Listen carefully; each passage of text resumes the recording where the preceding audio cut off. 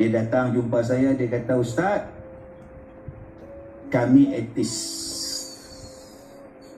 Panjang etis. Sebab dia datang jumpa saya 4 orang. 4-4 tak percaya adanya Tuhan. Dia kata dekat saya, Ustaz tak nak tahu kenapa kami etis. Sebab apa? Sebab Allah yang salah. Baik, macam mana? Allah yang salah. Saya tak jelas. Allah yang salah. Lagi sekali, Ustaz ni pekak ke? Ustaz tak dengar ada masalah ke? Some problem ke? Saya kata tak, nak dapat kepastian. Kalau Allah dimunculkan sekali saja, kami nampak dia, kami takkan etis. Tapi Allah tak pernah muncul. Makna bila dia tak pernah muncul, dia tidak ada. Bila dia tidak ada, buat apa kita sembah Allah? Dia bukannya ada pun. Kalau ada, mesti nampak.